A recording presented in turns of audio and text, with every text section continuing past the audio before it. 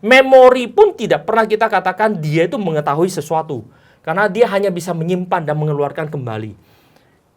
Bagian ketiga ini merupakan bagian yang nantinya menentukan kita tahu atau tidak.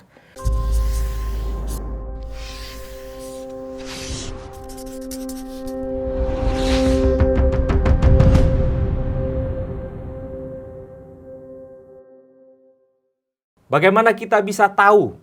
Ini pertanyaan yang sering kita tanyakan. Saya belajar bagaimana saya bisa tahu. Maka ketika kita bicara tentang tahu, ini membuktikan hal yang pertama. Hal yang pertama adalah ada sesuatu yang di luar kita.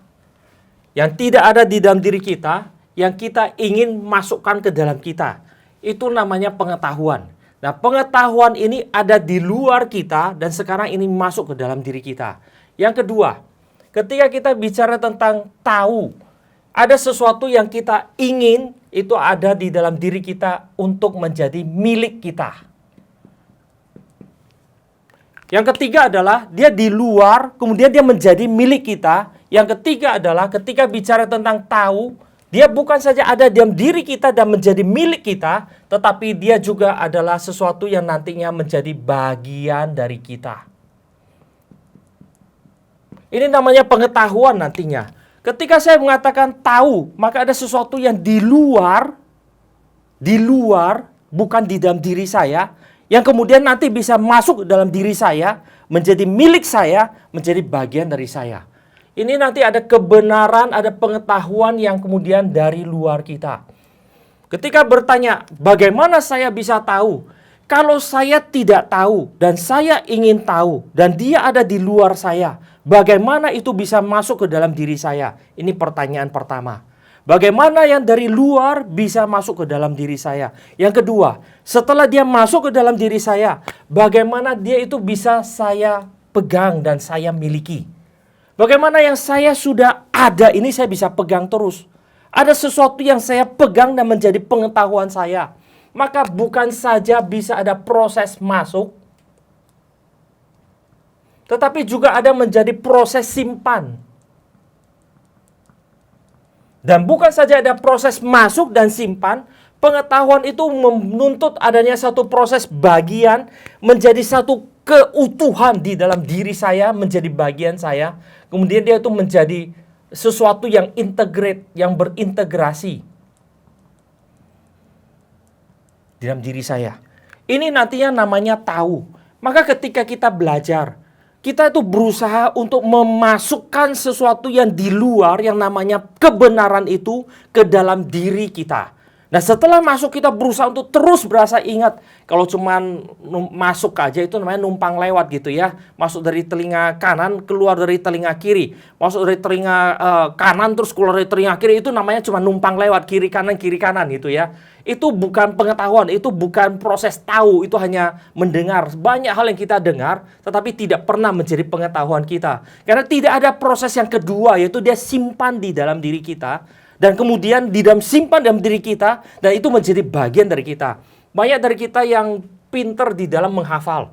Ketika saya mendengar sesuatu, saya menghafal. Ditanya apa saya tahu, tanya apa saya tahu, bisa jawab. Tapi hanya dalam bentuk data. Ketika diperhadapkan dengan satu kondisi yang membutuhkan pengetahuan itu dihadirkan di tengah-tengah kondisi itu, kemudian dipakai untuk menjalankan sesuatu, untuk menyelesaikan satu problem, untuk menghasilkan solusi, itu nggak bisa keluar. Maka itu bukan pengetahuan. Maka karena tiga hal ini menjadi satu bagian yang terpenting di dalam ketika kita berbicara tentang tahu. Karena itu kita tidak bisa mengatakan satu hard disk atau satu memori itu dia tahu sesuatu. Karena dia hanya mencapai bagian kedua. Dia hanya mencapai bagian yang kedua. Yang hanya mendengar, hanya bisa masuk, tetapi tidak pernah bisa lewat, tidak pernah ada di dalam seperti sound system gitu ya. Cuma numpang lewat, itu tidak pernah kita mengatakan sound system itu mengetahui sesuatu, nggak pernah. Memori pun tidak pernah kita katakan dia itu mengetahui sesuatu. Karena dia hanya bisa menyimpan dan mengeluarkan kembali. Bagian ketiga ini merupakan bagian yang nantinya menentukan kita tahu atau tidak. Nah, ketika bertanya, apa yang membuat nantinya pengetahuan bisa menjadi bagian dari hidup kita? Apa yang menjadikan satu kebenaran boleh menjadi bagian dari hidup kita? Maka jawabannya sederhana. Jawabannya sederhana. Manusia diciptakan menjadi gambar dan rupa Allah. Diciptakan sebagai gambar dan rupa Allah. Allah itu adalah sendirinya kebenaran. Maka ketika manusia adalah gambar dan rupa Allah, manusia itu memiliki kemampuan potensi untuk menggambarkan kebenaran ini. Sehingga kebenaran yang dari Allah ini boleh berada dalam dirinya, menjadi bagian dari dia untuk menghasilkan, memunculkan gambarnya Allah, memunculkan gambarnya kebenaran, memunculkan kebenaran itu sendiri.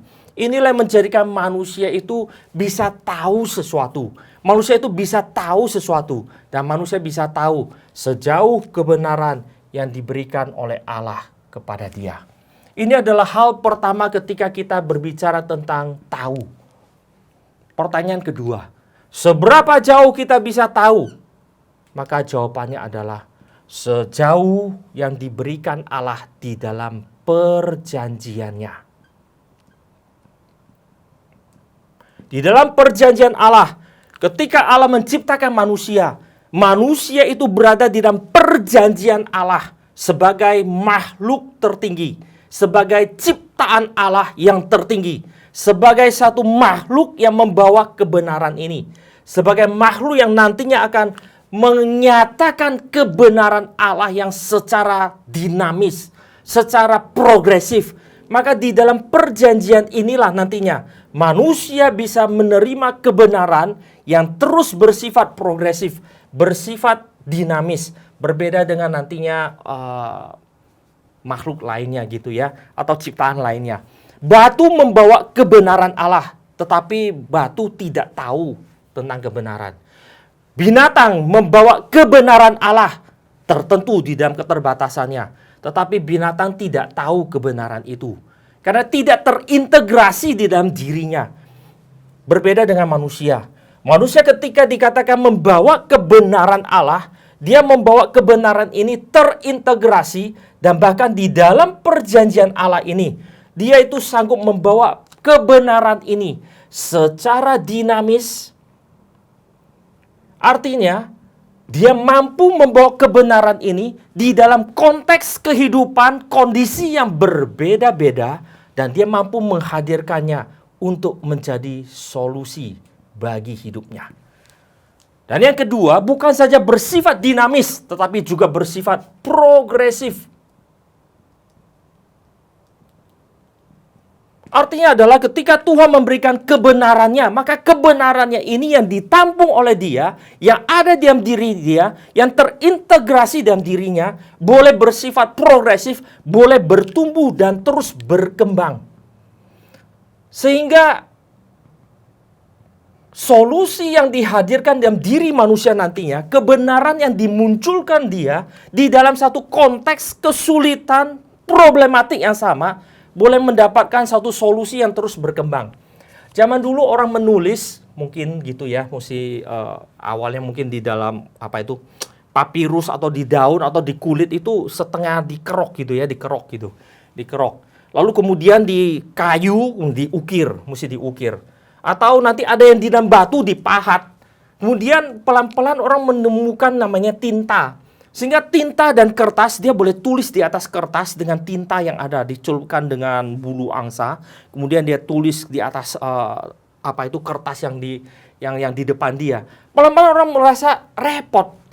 Tinta bulu angsa mesti dicelupkan dalam tinta, sehingga sistem kapiler di dalam nanti bulu itu menyedot tintanya sedikit, dia boleh tulis beberapa huruf, habis, mesti celup lagi. Kemudian orang membuat satu tabung yang boleh mengisi tinta itu, sehingga dia boleh mengisi dan menjalankan lebih lama. Lebih jauh lagi, tinta itu nggak bisa dikontrol, karena tinta yang keluar ya seperti itu. Begitu ditaruh, nggak boleh lama-lama, karena dia akan melebar keluar, dia akan keluar dan menjadi melebar kemana-mana. Maka dia akan cepat, begitu taruh langsung cepat tulis gitu.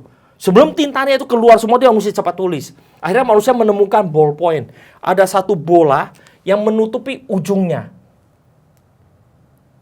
Ketika dia menulis, maka ujung pulpen ini atau ballpoint ini menekan kertas sehingga bola ini naik ke atas. Dan ketika naik ke atas, di sini tintanya bisa lewat. Dan begitu diangkat karena gravitasi, maka bola ini turun lagi, dia tutup itu kembali. Satu kreativitas yang luar biasa. Ini ditemukan oleh Leonardo da Vinci. Nanti tinta yang dari atas bisa dalam tabung yang cukup banyak, sehingga boleh dituliskan cukup lama. Lalu lambat laun orang bisa memikirkan makin hari makin canggih. Kenapa bisa berkembang dan progresif? Karena di dalam diri manusia sebagai wadah kebenaran, dia menduduki satu posisi yang tertinggi di dalam perjanjian Allah. Dia membawa sifat Allah, dia mewakili Allah, sehingga Allah yang kekal itu boleh berada di dalam dirinya yang kemudian boleh terus berkembang dan boleh menyatakan kebenaran Allah yang terus tidak habis-habisnya, dan dia boleh menyatakan kebaikan Allah dalam dirinya yang tidak putus-putusnya. Inilah ketika kita berbicara tentang pengetahuan. Bagaimana manusia bisa tahu? Manusia bisa tahu karena dia ada di dalam perjanjian Allah. Boleh tahu apa yang Tuhan izinkan, Tuhan berikan, Tuhan sediakan bagi dia untuk tahu. Dan setelah itu dia boleh secara dinamis dan secara progresif, dia boleh terus menjadi satu wadah kebenaran yang terus berkembang, terus memakai kebenaran ini nantinya untuk mengisi dunia ini dengan kebaikan Tuhan, kehendak Tuhan, dengan cinta kasih Tuhan. Inilah nanti pengetahuan yang kita tahu pada akhirnya harusnya dipakai untuk menjadi berkat bagi banyak orang. Bagaimana saya bisa tahu? Karena Allah baik, Allah yang berjanji memberikan pengetahuan ini kepada saya, sehingga memakai kita, boleh menjadi alat di tangan Tuhan, menjadi berkat bagi yang lain. Maka pengetahuan di dalam perjanjian Allah menjadikan kita alat perjanjian. Sebagai satu pribadi perjanjian yang mewakili Allah sebagai saluran berkat bagi seluruh dunia ini. Inilah nanti ketika kita bertanya, bagaimana saya bisa tahu? Tidak boleh berhenti di sana sekedar saya tahu, saya pakai pengetahuan. Tetapi harus tahu berada di dalam konteks perjanjian. Sehingga kita tahu sumber pengetahuan segala sesuatu adalah dari Allah. Sehingga Allah lah nanti yang memberikan pengetahuan ini yang boleh bersifat dinamis dan progresif. Sehingga kita boleh dipakai Tuhan dengan tujuan dari Allah untuk menyatakan kebaikan Tuhan. Dengan demikian kita boleh hidup sebagai manusia yang disebut dengan imago Dei, gambar Allah di tengah-tengah muka bumi ini bagi kemuliaan nama Tuhan. Q E D.